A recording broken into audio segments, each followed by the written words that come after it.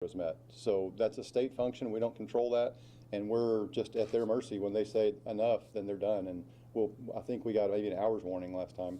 What condition is 87 in after the last hurricane, and also forgive me, the state highway that heads out of High Island? The road is not in any worse condition, but the protective dunes are either gone or seriously degraded. So the protection that they would have had for Laura is either, again, gone or it's degraded. It will not offer the kind of protection we had for Laura.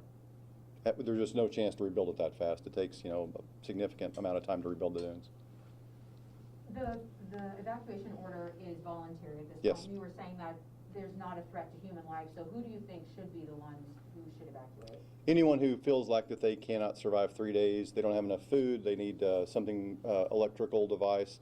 We don't anticipate significant changes or significant issues with the power grid, but we can never assure that because, again, we're basing this off of a low confidence forecast who shows 35-mile-an-hour winds to probably be the maximum sustained winds. And they just went through this with another storm, so, lines degrade over time and storms blow them down, and that probably occurred with Laura. Also, So, the concern, just in case it comes there, Entergy, which does the Bolivar Peninsula, right. has a lot of crews over in Louisiana still. Trying to Yes, but is that a concern? they also have the advanced position contract, so they can draw from other places. But you're right, Louisiana, I believe they have the significant portion of southern Louisiana. But I'm sure they could draw on Center Point or Texas, New Mexico, should they be needed here on the peninsula. San Leon Bay Cliff area, on the communities along the Galveston Bay, is there Similar, that we expect that if it typically floods during a surge event, it's probably going to flood again. And the exact same scenario where the surge is being pushed into the bay and not giving adequate chance to recede. The other, to bring up a point on I know this is county, but in the city of Galveston called for a voluntary evacuation. Right. Have you heard it from any other communities so far? I'm not aware of any, no. I'm being told no by emergency. No. No. And go. I'm sorry, Ed.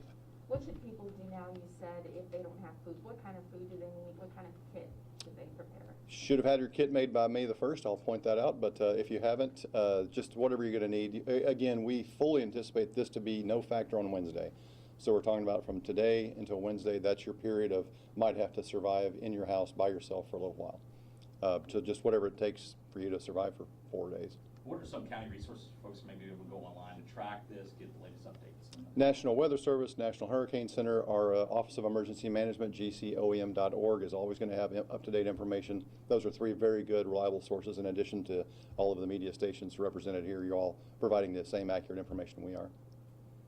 Right before Hurricane Laura, we went down to the Bolivar Peninsula, and people were putting in a lot of sweat equity to get their homes ready for the storm. Fortunately, it didn't hit that area or damage their homes, but how do you keep people, I don't want to say energized, but taking it seriously, taking the storm seriously to continue to make all those preparations? We're probably not recommending the need for window coverings because, again, we're maximum winds of 35 miles an hour. So that's probably not a scenario where you need to put up storm windows. So it's kind of up to the individual homeowner. With any storm, make sure you have things off the bottom floor, which is not inhabitable anyway, that you don't want to float away because there's a significant chance of water rushing through that area, which is exactly what it's meant to do. Anything else? We will likely have another update tomorrow, mostly because of the unpredictability and the constantly changing forecast, and sometimes the changes are dramatic. So we'll do our best to have an update for you no later than tomorrow. Again, expecting hurricane status around 1 p.m. tomorrow afternoon. So, see you guys. Thank you.